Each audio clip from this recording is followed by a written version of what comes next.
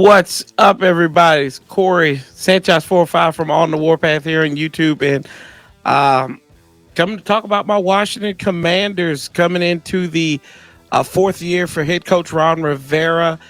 Dynamic defense, a top 10 defense last year, anchored by the interior defensive line. Of course, we've got the strength in John Allen, who's our captain, Deron Payne, who got re-upped, and Montez Sweat, who made a difference in last week's game against the Arizona Cardinals. I think that we have one of the best safety tandems in the NFL. It harkens to about 20 years ago when we had Sean Taylor and Ryan Clark with Derek Forrest and Cam Curl. So defense is going to be the strength of this team. I think that we could make it very uncomfortable for one Russell Wilson, kind of like we did back in 2021 when he was a member of the Seattle Seahawks coming back from his hand injury there. So, in that situation, we're going to ride and try to cook Russ in that respect.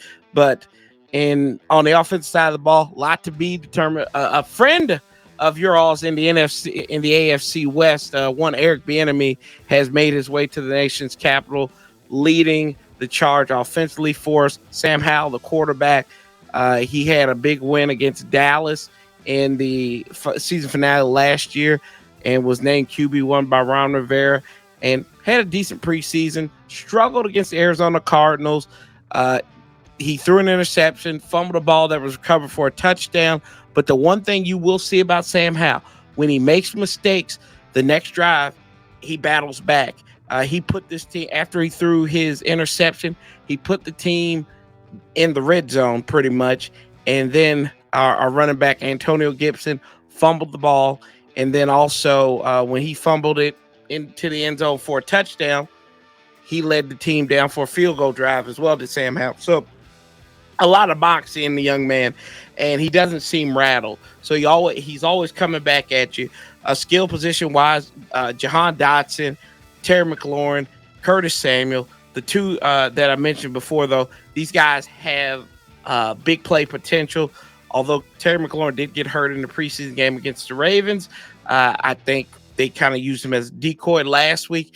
I think you're going to see a little bit more here, especially with you guys and Patrick Surtain. So hopefully it'll be more of a pick your poison type deal as well. Their tight ends have struggled. And Logan Thomas, who was a reformed quarterback, he hasn't really done much. He's been hurt the last 2 years, but they're hoping in this tight end friendly offense, where we say tight end dependent, really, that him, maybe Cole Turner, a draft pick we had last year out of Nevada, will rise up, and then good blocking tight end, and John Bates. The struggle we do have is with the offensive line, and we see two new starters and a guy who's changed position. Andrew Wiley, who you all know from Kansas City, is the right tackle. Last year's right tackle for us, Sam Cosmi, moved inside the guard. Nick Gates, who broke his leg, ironically, in Washington when he's a member of the New York Jets, is now the center. Our left guard is Sadiq Charles, who was on the LSU national championship team, and then Charles Leno, who was a Chicago Bear and has been in Washington. They struggle very below average to average offensive line. And then kind of wrap it up with our running backs here. If we have that mile high air, Brian Robinson Jr., we call him Luke Cage there because of the situation he had. He's bulletproof. And if he can get going, it could be a long day for this Denver's defense, which the defense is very respectable in that regard. And also we have Antonio Gibson and Chris Rodriguez to add into the mix there. So when I look at our team, we've got a lot of promise on offense. It's putting it together. Defense will be a problem. I think it could be an elite type defense if we stay healthy. And I'll be honest with y'all, it was a disappointment the last time we played you all in 2021.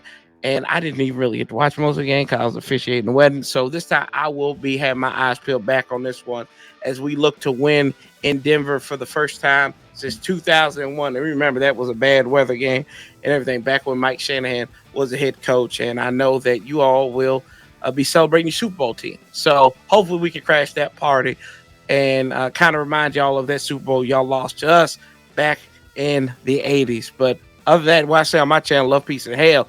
I'll talk to y'all next time. Hail to the Burgundy and Gold.